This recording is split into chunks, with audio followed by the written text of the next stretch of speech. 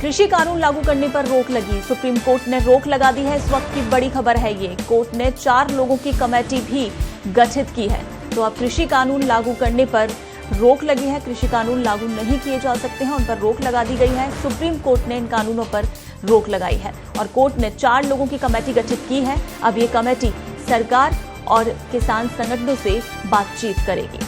उस वक्त की बड़ी खबर है ये, बड़ा अपडेट। सुप्रीम कोर्ट में जिस तरह से इस मामले को लेकर सुनवाई चल रही थी, कल ही सुप्रीम कोर्ट ने नाराजगी जताते हुए सरकार पर ये कहा था, अगर आप कानून को होल्ड नहीं कर सकते हैं तो फिर हम करें।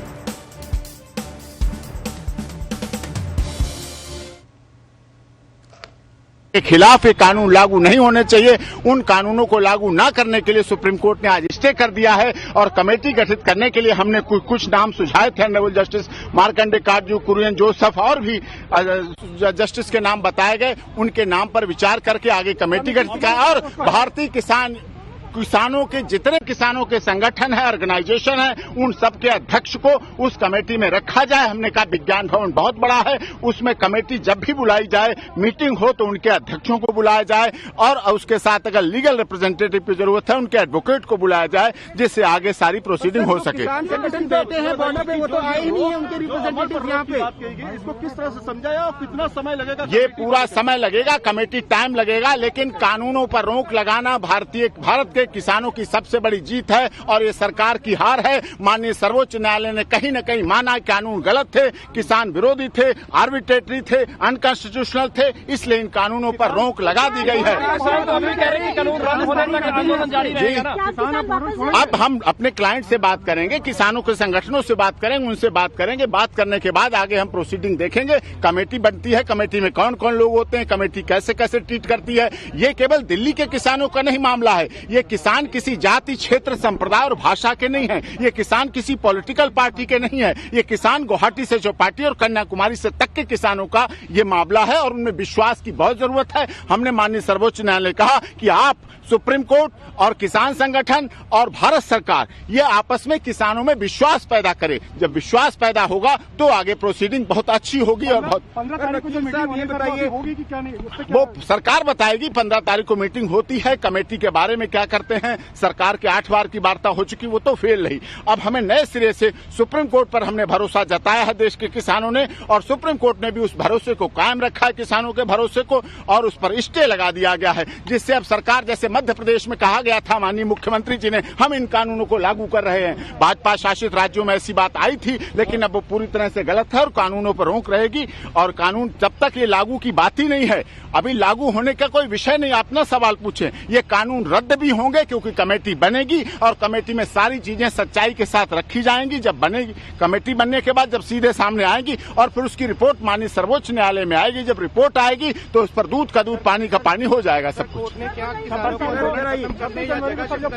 कोई उन्होंने जगह शिफ्ट करने की बात सरकारों की है, लॉ एंड ऑर्डर मेंटेन करने की बात प्रशासन की है, उसका कोर्ट से कोई मतलब नहीं। एपी सिंह जी, ये बताइए कि जो अधिकतर संगठन वहाँ बैठे हैं बॉर्डर पे, उनके तो नुमाइंदे आज कोर्ट में हियरिंग में तक में नहीं आए। उन्होंने अविश्वास जाहिर किया। अविश्वास मैंने यही कहा कि माननीय सर्वोच्च न्यायालय को, देश की सरकार को, सबको किसानों के साथ कॉन्फिडेंस लाना पड़ेगा। ये किसान किसी जाति, धर्म, क्षेत्र, भाषा, संप्रदाय के नहीं है। कुछ लोगों ने इसका आंदोलन को, कुछ ने कहा कि शाहीन बाग जैसा है। मैंने कहा इस जो ये आंदोलन है, इसको शाहीन बाग से तुलना नहीं कर सकते। ये देश के देशभक्त किसान हैं जिन्होंने अपना सर्वस्व बलिदान किया है देश की। लेकिन वहाँ पे कोर्ट में सरकार के वकील कह रहे हैं कि इसमें खालिस्तानी एलिमेंट से इंटेलिजेंस, वो सब झूठ साबित हो गया, इसीलिए तो स्टे दिया है। सुप्रीम कोर्ट से इतिहास में ऐसा कई बार नहीं हुआ है। कभी कभी की बात है कि भारत सरकार के बनाए हुए कानूनों पर माननीय सर्वोच्च न्यायालय ने हमारी याचिकाओं पर रोक लगा दी। कल की बैठक में किसानों ने कहा है कि हम इस कमेटी को नहीं मानेंगे। अभी तो कमेटी डिसाइड नहीं हुई है। कमेटी के नाम आएंगे, फिर हम उससे बात करेंगे, उनके पास जाएंगे, वो हमारी कितने सुनते हैं, कितनी सरकार की सुनते हैं, कितनी कानून की सुनते हैं, कितनी हमारी सुनते हैं, और फिर सुप्रीम कोर्ट में आएगी बात। सुप्रीम कोर्ट भी देखेगी, वॉच करेगी, मॉनिटर करेगी सारा काम। सुप्रीम कोर्ट कहीं जा नहीं रही, हम लोग कहीं जा नहीं रहे, और हमारे इस देश की आप लोग मीडिया कहीं जा नहीं रहे। किसानों के साथ हैं और किसानों को न्याय दिला के रहेंगे आप लोग।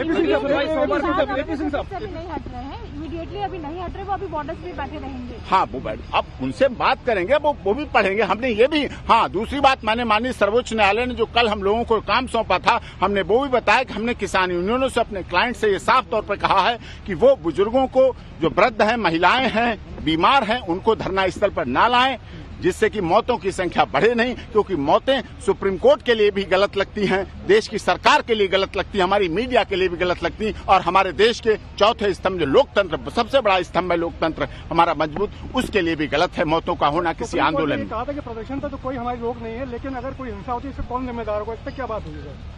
हिंसा क्यों होगी? किसान जो अपनी सुसाइड कर रहे हैं, जो आत्महत्याएं कर रहे हैं, वो हिंसा कहां से करेंगे? वो तो आत्महत्या कर रहे हैं। आत्महत्या करने वाले कभी हिंसक नहीं हो सकते, वो अहिंसक हैं। वो सुप्रीम कोर्ट ने यह भी कहा, गांधी जी की तरह आंदोलन चल रहा है। गांधी जी हमारे देश के राष्ट्रपिता हैं, उनके आंदोलन जो हमें सिखाया उन्होंने, जिस तरह से सरकारों से बात करने का हमारा शांतिपूर्वक आंदोलन चल रहा है, वो चलता रहेगा। एमएसपी एक अच्छा ये था किसानों का कि एमएसपी खत्म होगी और एक उनकी जमीन चली जाएगी, इसको लेकर देखिए वो पूरा है, सब कुछ है। ऐसे तो सिविल सूट नहीं पड़ सकता, कोई कानून में हेल्प नहीं है, रिकवरी नहीं हो सकती है, बहुत सी चीजें हैं, उन पर विस्तार से यहाँ भी इतना नहीं समय है कि कानून की जितनी खामी, इसीलिए कमेटी बनाई गई।